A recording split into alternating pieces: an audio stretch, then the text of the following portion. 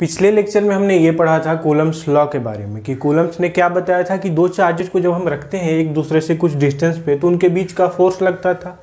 और उस फोर्स के बारे में कूलम्ब्स ने बताया था कि ये जो फोर्स होता था, जैसे दो चार्ज हमने रख दिए, एक Q1 दूसरा Q2, और इनके बीच का जो फोर्स वो किसके प्रोपोर्शनल होता था? चार्ज को बढ़ा देते थे, दोनों में से किसी भी चार्ज को बढ़ाते थे तो फोर्स बढ़ जाता था। और अगर इनके बीच के डिस्टेंस को बढ़ा देते थे, इनके बीच का जो डिस्टेंस होता था अगर इसको बढ़ा देते थे तो फोर्स कम हो जाता था। ये चीज़ें हमने पिछले लेक्चर में देखी थी। अगर उसको नहीं देखा तो सारे लेक्चर्स का लिंक मैं डिस्क्रिप्शन में ऐड कर दिया हूँ, तो वहाँ से जाके आगे उसको चेकआउट करो, उसके बाद इन सारी चीज़ों को देखो। तो यहाँ तक ये देखने के बाद कूलम्ब्स ने अपना फॉर्मूला दे दिया था जिसमें K Q1 Q2 upon R², ये चीज़ें आई थी।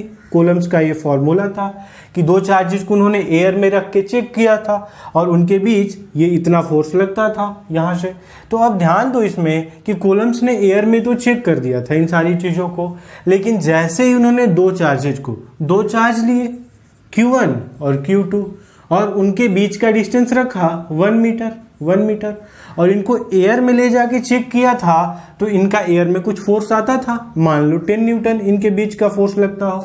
लेकिन इन्होंने क्या किया कि जैसे ही इन चार्जेस को लिया और ले जाके पहले एयर में रखा था, अब इनको ऑयल में ले जाके रखा तो डिस्टेंस सेम रखा, चार्जेज भी सेम थे, डिस्टेंस अभी भी 1 मीटर था ऑयल में भी, लेकिन एयर में जो फोर्स लगता था 10 न्यूटन वो कम होके और हो गया 8 न्यूटन हो गया।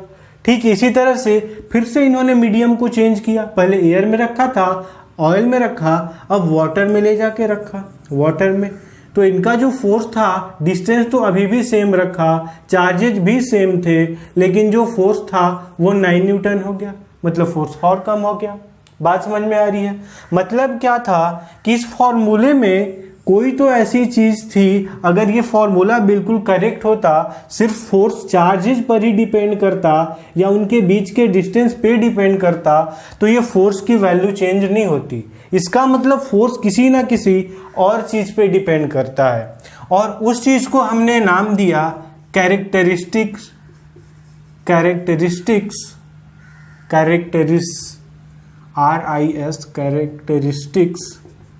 ऑफ मीडियम की, हर एक मीडियम की जो कैरेक्टरिस्टिक है, हर एक मीडियम की जो क्वालिटी है, उस पर ये फोर्स डिपेंड कर रहा था। मीडियम बदलो तो फोर्स बदल जा रहा था। तो इसको हम लिख लेते हैं कि the characteristics of medium which, इसको ध्यान से देखेंगे, विच अफेक्ट, जो अफेक्ट करता है किस चीज को, which affect the force between electric charge, और इसका नाम दे दिया चार्ज इज कॉल्ड परमिटिविटी। बहुत ही इंपॉर्टेंट है ये परमिटिविटी, पूछता है, और इसको हम रिप्रेजेंट करेंगे, सिंबल होता है एप्सिलॉन, ऐसा ई जैसा पर ऐसा हो जाता है, इसका नाम है एप्सिलॉन। ये तो देखो मीडियम की कैरेक्टरिस्टिक पे ये फोर्स डिपेंड करता था और इसका नाम हमने क्या दे दिया, परमिटिविटी। इस कैरेक्टरिस्टिक का नाम दे दिया परमिटिविटी। तो परमिटिविटी किसी भी मीडियम की वो कैरेक्टरिस्टिक होती है जो दो चार्जेज के बीच के फोर्स को अफेक्ट करती है। तो ये एक तीसरी चीज यहाँ पे सामने आई। पहले क्या था, चार्जेस थे और उनके बीच का डिस्टेंस, सिर्फ इसी पे फोर्स डिपेंड करता था। लेकिन जैसे ही मीडियम को चेंज किया गया तो यहाँ पे कुछ और करेक्शन हमको करने पड़ेंगे। तो अब देखते हैं कि ये जो कैरेक्टरिस्टिक्स है वो क्या करती है, कैसे हम फॉर्मूले को बनाते थे। या तो वो डायरेक्टली एक चीज, चार्जेस बढ़ जा रहे थे तो फोर्स बढ़ जा रहे थे, तो ये कैसे प्रोपोर्शनल होता था, डायरेक्टली एक चीज बढ़ती है, दोनों चीज बढ़ती है तो डायरेक्टली प्रोपोर्शनल। जैसे ही डिस्टेंस बढ़ा दे रहे थे चार्जेस के बीच, फोर्स कम हो जा रहे थे। यहाँ पे हमने क्या देखा, इनवर्सली प्रोपोर्शनल, डिस्टेंस बढ़ने पे फोर्स कम हो जा रहा है। तो दो चीजों से ही फॉर्मूला बनता है कि कैसा रिलेशन है, डायरेक्टली का रिलेशन है या इनवर्सली का रिलेशन रिलेशन है। तो अभी हमको चेक करना होगा हमारे फॉर्मूले में कि किस चीज़ का रिलेशन है। डायरेक्टली का ये मीडियम की जो कैरेक्टरिस्टिक्स है, जो परमिटिविटी है, इसका फोर्स से कैसे रिलेशन है, डायरेक्टली का या इन्वर्सली का, और फिर हमको फॉर्मूले में रख देना होगा। तो देखो अभी चेक करते हैं। ठीक है, दो चार्जेज को हमने लिया, दो चार्जेज को लिया, 1 कूलम के दो चार्जेज को 1 मीटर के डिस्टेंस पे रखा। इनके बीच का जो फोर्स आया, अभी हमने इसको एयर में रख के देखा, 10 न्यूटन आया था। फिर हमने क्या किया, इसी चार्जेज को फर्स्ट तो एयर में रखा था, दूसरा इतने ही डिस्टेंस पे इन्हीं चार्जेज को हमने मीडियम को चेंज कर दिया और वाटर में रखा तो हमने देखा कि इनके बीच का जो फोर्स आया वो 8 न्यूटन आया, मतलब 8 न्यूटन कम हो गया पहले के कंपैरिजन में। तीसरा हमने इसको फिर से ऑयल में रखा, हमने देखा इनके बीच का फोर्स और कम हो गया। अब ध्यान दो यहाँ पे कैरेक्टरिस्टिक मीडियम की, देखो हमने क्या बोला कि इसकी जो कैरेक्टरिस्टिक है एयर की, एक एग्जांपल से इसको समझते हैं कि पहले जो चार्जेस थे, पहले दो चार्जेस 1 कूलम और 1 कूलम के ये चार्ज थे, इनके बीच ये एक अपनी लाइन को भेजता था, ऐसे भेजता था जैसे रस्सी को भेजना और भेज के और इसको पकड़ के खींच लेना अपनी तरफ। इनके बीच ये जो चार्जेस है 10 लाइन को भेजता था और इसको पकड़ के वो 10 लाइन्स खींच लेती थी, जिससे हमको फोर्स क्या होता था, 10 न्यूटन लगता था। मतलब हर एक लाइन जो जाती थी, हर एक रस्सी जो जाती थी वो 1 न्यूटन का, ऐसा हम मान रहे हैं अभी। तो हर एक जो लाइन 10 लाइन जाती थी और 10 न्यूटन का फोर्स लगा के लेते आती थी, मतलब हर एक जो लाइन थी वो 1 न्यूटन का फोर्स अप्लाई करती थी। कहाँ पे, एयर में। अब इसी चीज को हमने उठा के कहाँ रखा, इसी चार्जेज को, डिस्टेंस सेम था और मीडियम बदल दिया, हमने वाटर में रखा। अब वाटर में सिर्फ जो वाटर है, जो यहाँ पे वाटर है वो 10 में से सिर्फ 8 लाइन को पास कर दे रहा है, 8 लाइन को जाने दे रहा है, बाकी को क्या कर रहा है, अपने अंदर एब्जॉर्ब कर ले रहा है, अपने अंदर खींच ले रहा है। मतलब 2 जो लाइन्स है, जो 2 लाइन्स है वो क्या कर दिया, अपने अंदर इसको परमिट दे दिया, मतलब अपने अंदर एब्जॉर्ब कर लिया, वो पास नहीं हो सकी, वाटर ने खुद के अंदर खींच लिया, इसीलिए फोर्स कितना बच गया, 8 न्यूटन। ये कितने को परमिट देता था अपने अंदर, जीरो को एयर अपने अंदर परमिट 0 को देता था, सारे को पास कर देता था, अपने अंदर खींच नहीं पाता था, मतलब लाइंस उसके अंदर नहीं जा पाती थी। इसी तरह से वाटर ने 2 को अपने अंदर खींच लिया और 8 को जाने दिया, तो फोर्स 8 न्यूटन रहा। अगर तीसरा हम लेते हैं, तीसरा हमारे पास क्या था, ऑयल था, ऑयल ने 4 को अपने अंदर परमिट दे दिया, अपने अंदर एब्जॉर्ब कर लिया, तो सिर्फ फोर्स कितना बच गया था, 6 न्यूटन। अब यहाँ पे ध्यान दो कि जितनी परमिट अपने अंदर ये देता है उतना ही फोर्स कम हो जाता है। यहाँ पे 0 परमिट था तो फोर्स 10 था, 0 परमिट पे फोर्स 10, 2 अपने अंदर एब्जॉर्ब कर लिया तो फोर्स 8, 4 एब्जॉर्ब कर लिया तो फोर्स 6। मतलब क्या कि इसकी ध्यान दो कि जितना परमिट बढ़ता जा रहा है इसका, उतना ही फोर्स कम होता जा रहा है। परमिट को बढ़ाओ तो फोर्स कम हो जा रहा है। बात समझ में आ रही है? मतलब क्या कि जो कैरेक्टरिस्टिक है, अगर इसकी वैल्यू बढ़ती जाती है, एब्जॉर्ब करने की ताकत किसी भी मीडियम की बढ़ती जाती है, ज़्यादा होती जाती है, तो उनके बीच का जो चार्जेज के बीच का जो फोर्स होता है वो कम होने लगता है। तो यहाँ पे हमने क्या देखा कि परमिटिविटी कैसे डिपेंड करती है, एक चीज बढ़ती है मतलब कि इसकी परमिटिविटी मीडियम की बढ़ती है तो फोर्स यहाँ पे क्या होने लगता है, कम होने लगता है। तो यहाँ पे जो हमने फॉर्मूला बनाया था इसमें अब हम मॉडिफिकेशन कर देंगे। फॉर्मूला था Q1 Q2 अपॉन R², लेकिन अब इन्वर्सली प्रोपोर्शनल एक और चीज ऐड हो जाएगा, वो मीडियम की परमिटिविटी। तो जो नया फॉर्मूला आएगा F इक्वल टू, ये क्या हो जाएगा, ध्यान दो, F प्रोपोर्शनल टू ये 1 upon epsilon naught Q1 Q2 upon R²। ये हमारा नया फॉर्मूला आ गया। अब इसको हटाएंगे, एक कांस्टेंट देंगे। तो कांस्टेंट कहाँ से देते हैं, ध्यान से समझ लो इस फॉर्मूले में कांस्टेंट कहाँ से आया है। तो एक पूरा स्पेस लो, एक पूरा स्पेस, चारों तरफ से स्पेस लो, तो पूरे उस स्पेस का एंगल काउंट करोगे तो एक तरफ से 2 पाई, एक तरफ से 2 पाई। समझो इसको ध्यान से, यहाँ से इधर गए हम तो ये 180 मतलब पाई हो गया, फिर नीचे गए तो क्या हो गया पाई, मतलब कि 2 पाई। ये एक सर्कल बनता है 2 पाई, ठीक है। अब इस सर्कल को फिर ऐसे बना दो, ऐसे बना दो सर्कल को, तो ये कितना हो गया 2 पाई ये वाला और 2 पाई ये वाला, ये कितने हो गए टोटल 4 पाई। तो पूरे स्पेस को अगर हम एंगल में मेजर करते हैं तो वो कितना होता है, एक स्पेस कितना एंगल कवर करता है 4 पाई, कोई भी स्पेस 4 पाई एंगल कवर करता है। अब अगर ये हम जानते हैं कि जो फोर्सेज हैं, जो फोर्स है वो सिर्फ एक लाइन में लगता है, मतलब ये चार्ज है और ये चार्ज है, तो इन दोनों के बीच जो फोर्स लगेगा वो एक लाइन में लगेगा, इस लाइन में। ये नहीं कि फोर्स ऐसे लग जाएगा, फोर्स ऐसे लग जाएगा। बात समझ में आ रही है? तो पूरे एंगल को फोर्स कवर नहीं करता, पूरे स्पेस को कवर नहीं करता, सिर्फ एक लाइन को, ठीक है। तो कांस्टेंट कैसे देंगे, 4 पाई अगर पूरा हमारा स्पेस है और इसमें टोटल फोर्स है हमारा F, टोटल फोर्स है F, ध्यान दो। तो अगर 1 एंगल के लिए फोर्स लेंगे, एक लाइन के लिए लेंगे, तो क्या हो जाएगा F अपॉन 4 पाई, F अपॉन 4 पाई।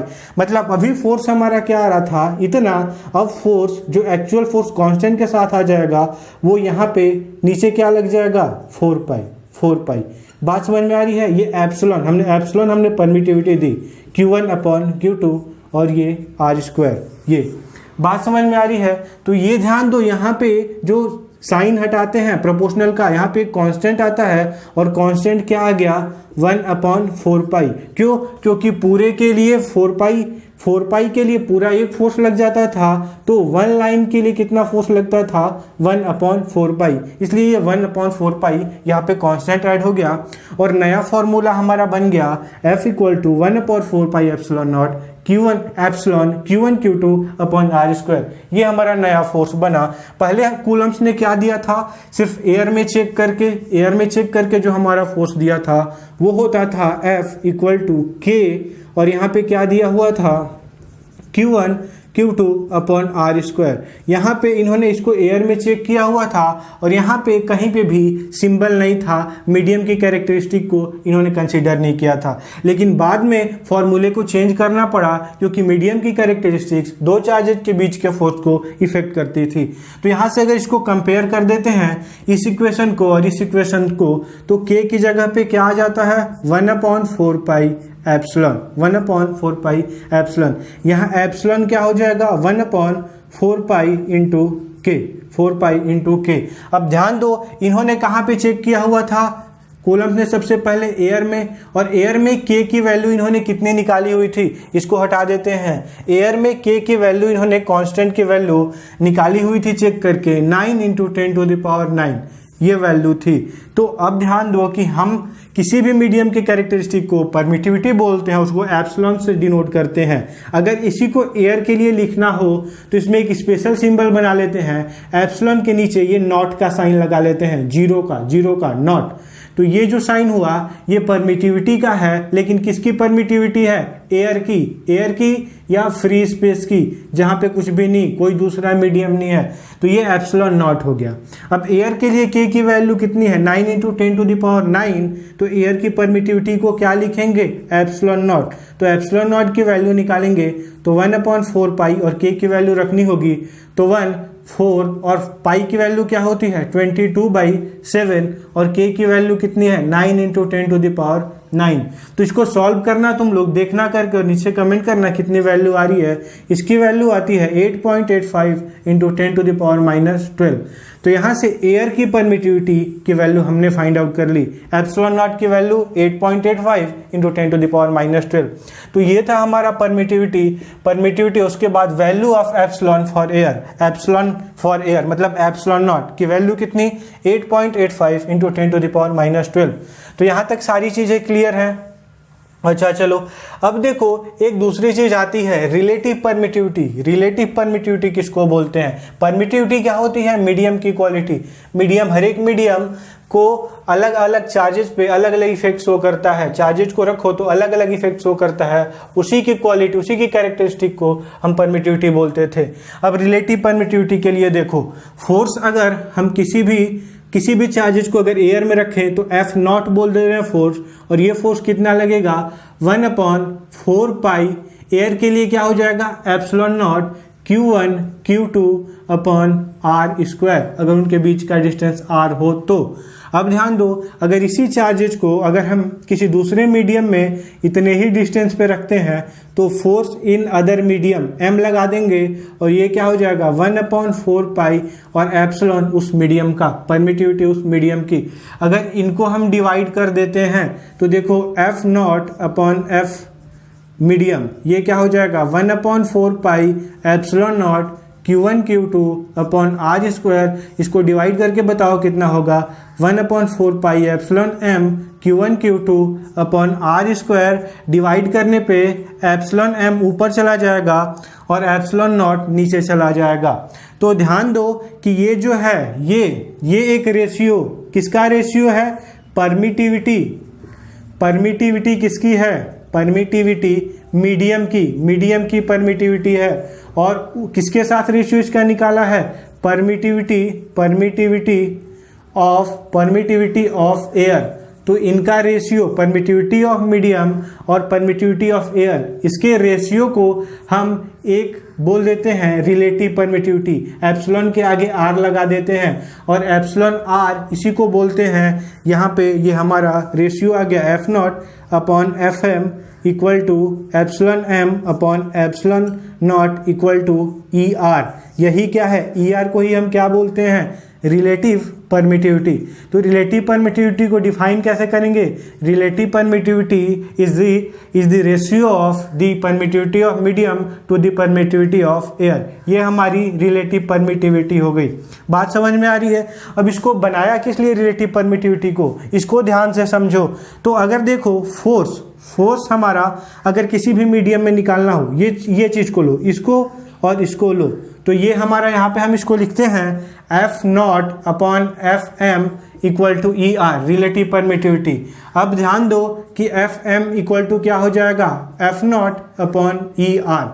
अब ध्यान दो, किसी भी मीडियम की अगर रिलेटिव परमिटिविटी जो कि एक नंबर है, इसको और एग्जांपल से बताऊंगा आगे, ये समझ लो कि एक नंबर है, अगर ये हमको पता चल जाता है तो किसी भी मीडियम में फोर्स हम कैलकुलेट कर सकते हैं। कैसे, अगर हमको पता है कि किसी मीडियम की रिलेटिव परमिटिविटी 5, एक नंबर हमको दे दिया गया ER की वैल्यू और पूछा गया कि इसमें फोर्स कितना लगेगा, तो हम क्या बोल देंगे F0 अपॉन 5, मतलब कि जितना एयर में लगेगा उससे 5 टाइम्स कम।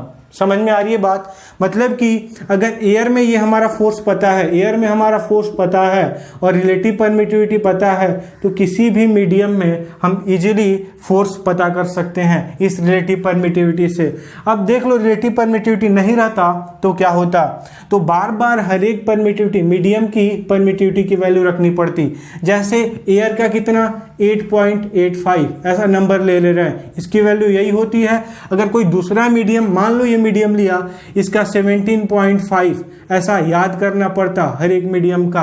अब ध्यान दो कि अब रिलेटिव परमिटिविटी से क्या हो गया कि अगर हमको ये याद है, ध्यान दो कि EM अपॉन E0, ठीक है, EM मान लो कितना हमारा किसी मीडियम के लिए 17.5 और ये हो गया 8.85, तो ये अप्रॉक्सीमेटली ER की वैल्यू कितनी आ गई 2, ER की वैल्यू 2।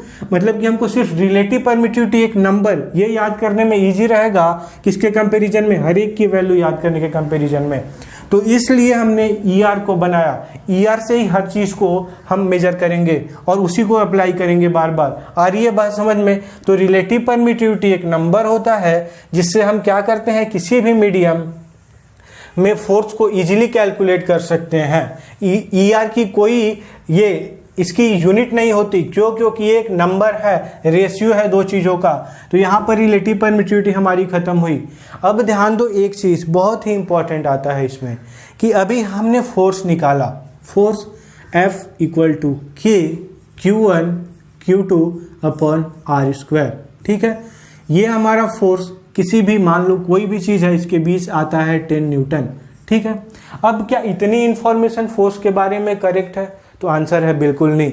क्योंकि अगर मैं यहाँ पे कोई चीज को रख दूं, किसी भी पत्थर को रख दूं या किसी भी चीज को, ऑब्जेक्ट को रख दूं और इस पे बोलूं मैं कि 10 न्यूटन का फोर्स लगाओ, तो क्या ये मेरा करेक्ट इन्फॉर्मेशन मैं तुमको दे रहा हूं? बिल्कुल नहीं। क्यों?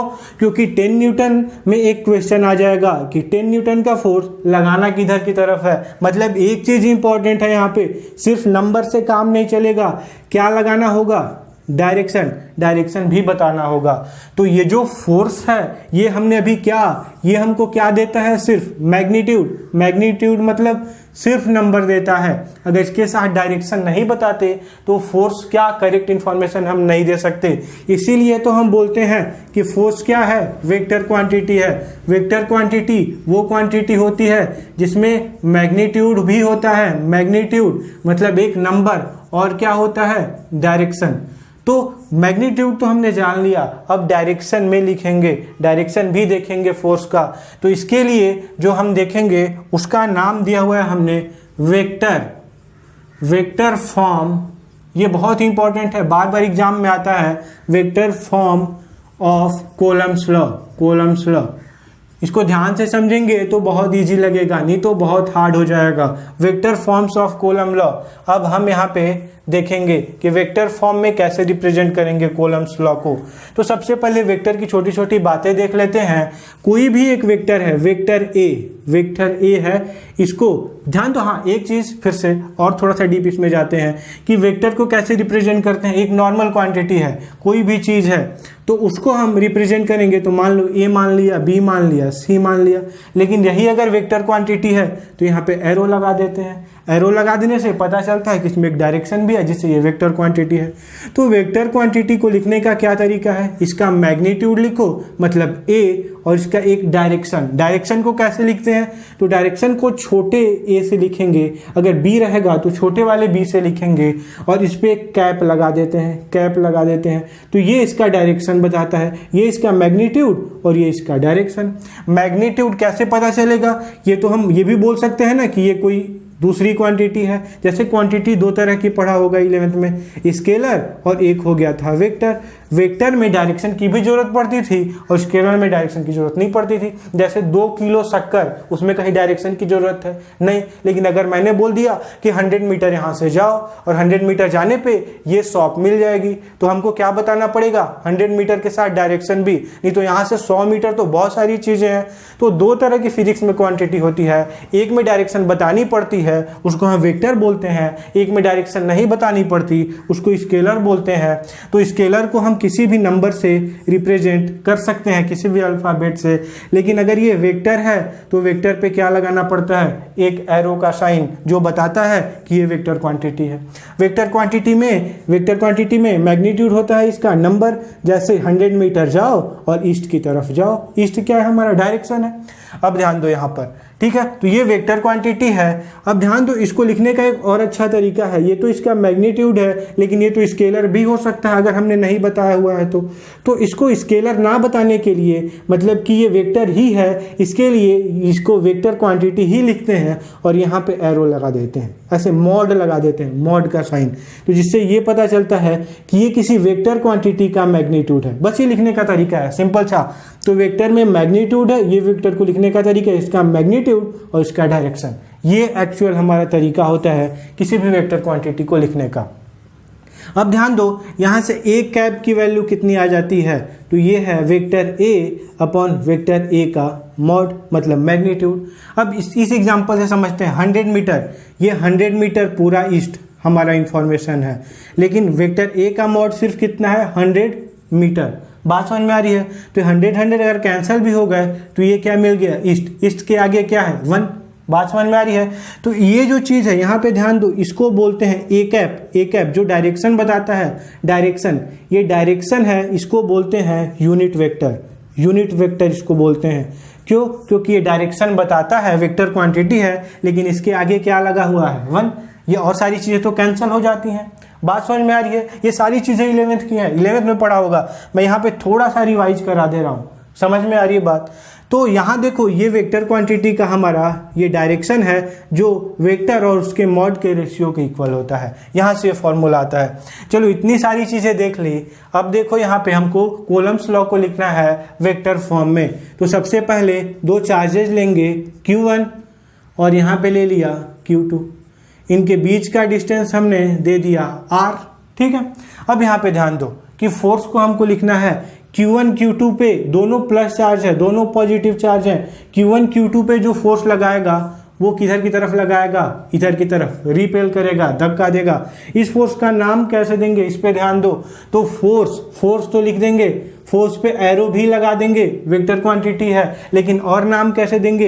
ये जो Q1 है Q2 पे फोर्स लगा रहा है, तो Q2 पे फोर्स लग रहा है, 2 वाले पे फोर्स लग रहा है, इसलिए 2 को आगे लिखेंगे और लगा कौन रहा है 1, इसलिए 1 को पीछे लिखेंगे। ये तरीका है कि Q2 पे फोर्स Q1 लगा रहा है, इसलिए force on 2 due to 1, force on 2 due to 1, ये लिखने का तरीका है। समझ में आ रही है बात। अब ध्यान दो, यहां से इसके बीच का डिस्टेंस कितना है, तो R, और ये भी वेक्टर क्वांटिटी है, एक डायरेक्शन बता रहा है। तो R किधर से किधर हम जा रहे हैं, 1 से किधर की तरफ जा रहे हैं, 2 की तरफ। तो क्या लिखेंगे 1 और 2 और यहाँ पे वेक्टर लिख देंगे R12, ये डायरेक्शन हमारा हो गया। समझ में आ रही बात। ये हमारा डिस्टेंस हुआ। तो अब सारी चीज़ों को हम ऐसे ही लिखेंगे। चलो इसको रब कर लेते हैं और फिर से यहाँ पे देखते हैं कि कैसे रिप्रेजेंट करेंगे फोर्स को। तो आप ध्यान दो, फोर्स हमारा ये है एक वेक्टर क्वांटिटी। कौन सा फोर्स, Q1 जो Q2 पे लगा रहा है, तो इसका नाम क्या है 2, और कौन लगा रहा है 1, 2 पे लग रहा है 1। अब इसका एक मैग्नीट्यूड है, मैग्नीट्यूड, ठीक है। मैग्नीट्यूड को F21 ऐसा करके या ऐसा करके लिख सकते हैं, ठीक है। यहाँ पे ऐसा लिख सकते हैं या डायरेक्ट, अगर ज़्यादा कॉम्प्लिकेटेड हो तो इसको सिर्फ F लिख सकते हो, मैग्नीट्यूड F, ठीक है। फोर्स जो हमने निकाला हुआ था जिसकी वैल्यू क्या है कि Q1 Q2 अपॉन R², ये मैग्नीट्यूड है। समझ में आ रही बात। और यहाँ पे इसका डायरेक्शन भी तो लिखना है, ये तो सिर्फ मैग्नीट्यूड हुआ, डायरेक्शन क्या हुआ, तो डायरेक्शन किधर की तरफ है, उधर की तरफ, उधर की तरफ। उधर की तरफ कौन डायरेक्शन शो करता है, 1 से 2 की तरफ, 1 से 2 की तरफ। ध्यान दो, 1 से 2 की तरफ डायरेक्शन है ना, इधर 1 2 पे उधर की तरफ फोर्स लगा रहा है, तो इसका डायरेक्शन क्या हो गया R12 का कैप। बात समझ में आ रही है। ये हमारा फोर्स वेक्टर क्वांटिटी, इसका मैग्नीट्यूड और इसका डायरेक्शन किधर है 1 से 2 की तरफ, ठीक है। तो R12 का कैप हो गया, ठीक है। अब यहाँ पे इसकी वैल्यू रख देते हैं फोर्स की, क्या है K Q1 Q2 upon R², ये हमारी वैल्यू है। और R12 कैप है, ठीक है। अब ध्यान दो, यहाँ पे R12 कैप क्या है, यूनिट वेक्टर है। यूनिट वेक्टर कैसे, ये R12 अगर एक वेक्टर है और ये R इसका मैग्नीट्यूड है, और ये क्या है यहाँ पे ध्यान दो R12 का कैप, ये है ना मैग्नीट्यूड और इसका डायरेक्शन, ये तो यूनिट वेक्टर R12 कैप, जो इसका डायरेक्शन, इसकी वैल्यू कितनी होगी R12 अपॉन R, ये इसकी वैल्यू होगी। तो यहाँ पे ये वैल्यू रख देंगे, इसको वेक्टर फॉर्म में चेंज कर देंगे, तो यूनिट वेक्टर के फॉर्म में है, तो ये हो जाएगा K Q1 Q2 R², और ये R12 की जगह पे R12 का वेक्टर अपॉन R, तो ये हो जाएगा K Q1 Q2 upon R², और ये R और R² मिलके कितना हो जाएगा R का क्यूब, और ये R12 वेक्टर। ये हमारा फोर्स वेक्टर के फॉर्म में है। लेकिन अभी भी देखो पूरा वेक्टर नहीं हुआ, क्योंकि ये जो डिस्टेंस है ये तो एक्चुअल में वेक्टर क्वांटिटी है, ये वेक्टर क्वांटिटी का मैग्नीट्यूड है। किसका मैग्नीट्यूड है, तो ये जो R है, मैंने आगे अभी तुरंत बताया था कि ये तो स्केलर भी हो सकता है। इसको वेक्टर फॉर्म में लिखने के लिए क्या करेंगे, मैग्नीट्यूड को, तो हम कुछ नहीं करते, R किसके इक्वल होगा R12 का वेक्टर, और इसका मॉड लगा देते हैं। तो ये और ये सेम है, बस लिखने का अच्छा तरीका ये है जिससे पता चलता है कि ये वेक्टर का मैग्नीट्यूड है। समझ में आ रही बात। तो यहाँ पे इस R की जगह पे क्या लिख देंगे, K Q1 Q2 R12 vector का मॉड का क्यूब, और ये R12 वेक्टर, और ये F21। ये हमारा वेक्टर फॉर्म में रिप्रेजेंटेशन है, ये वेक्टर फॉर्म में रिप्रेजेंटेशन है कूलम्ब्स लॉ का। बात समझ में आ रही है। इसमें डायरेक्शन भी है और क्या है, ये वेक्टर क्वांटिटी है। अभी ये जो था ये सिर्फ मैग्नीट्यूड था। यहाँ तक क्लियर है। अब चलो इसको थोड़ा सा और समझ लेते हैं अच्छे से, ठीक है। अब ये वाले फोर्स को हमने क्या बोला था, फोर्स 2 पे लग रहा है, लगा कौन रहा है 1, तो फोर्स ऑन 2 ड्यू टू 1। अब 2 भी तो 1 पे फोर्स लगा रहा है, दोनों पॉजिटिव है, ये किधर लगा रहा होगा, इधर की तरफ। तो ये इस फोर्स का नाम क्या होगा बताओ फटाफट, इस फोर्स का नाम क्या होगा। तो फोर्स लग किस पे रहा है भाई, तो 1 पे लग रहा है, और किसकी वजह से लग रहा है, 2 की वजह से। तो इस फोर्स का नाम होगा फोर्स ऑन 1 ड्यू टू 2। तो इसका अब हम वेक्टर फॉर्म में रिप्रेजेंटेशन करते हैं, फोर्स ऑन 1। वीडियो को पॉज करो, खुद से करो, फिर आगे इसमें देखना अभी। तो फोर्स ऑन 1 ड्यू टू 2, यहाँ पे भी फोर्स का मैग्नीट्यूड रखेंगे, और इसका डायरेक्शन क्या होगा, तो अब डायरेक्शन किधर से किधर चलेंगे, 2 से 1 की तरफ डायरेक्शन है, तो यहाँ से इसकी जो डिस्टेंस होंगे उसको क्या लिखेंगे, R21।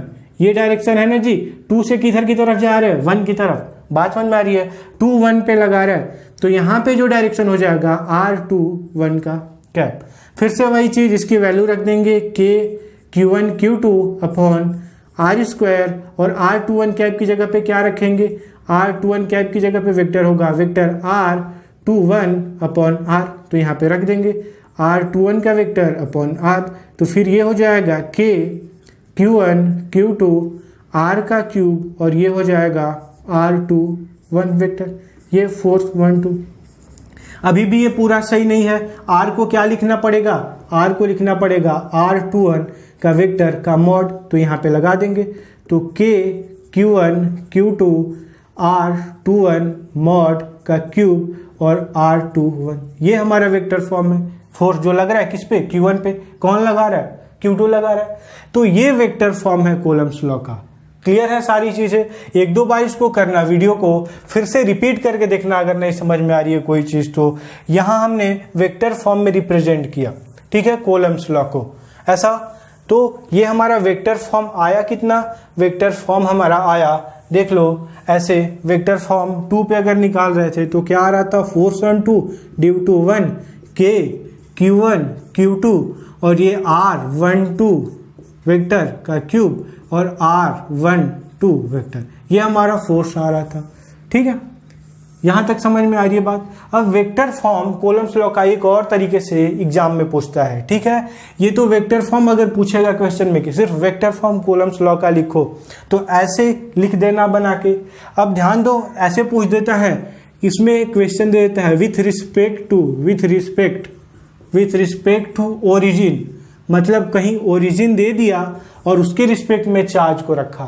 मतलब क्या, ऐसे डायग्राम बनेगा, ध्यान से देख लो इस चीज को, कि ये हमारा एक एक्सिस बनानी पड़ेगी, तब कोई भी axis, X axis Y axis, ऐसा। ठीक है, अब ध्यान दो, यहाँ पे ओरिजिन है और इसके रिस्पेक्ट में एक चार्ज यहाँ से कितने डिस्टेंस पे है, R1 डिस्टेंस पे है, ये Q1 है, और एक जो चार्ज है Q2 है, ये कितने डिस्टेंस पे है, R2 डिस्टेंस पे, इस ओरिजिन के रिस्पेक्ट में। बात समझ में आ रही है, ये R1 R2 डिस्टेंस पे है, तो इनके बीच का फोर्स हमको निकालना है, कितना होगा, इसको रिप्रेजेंट करना है।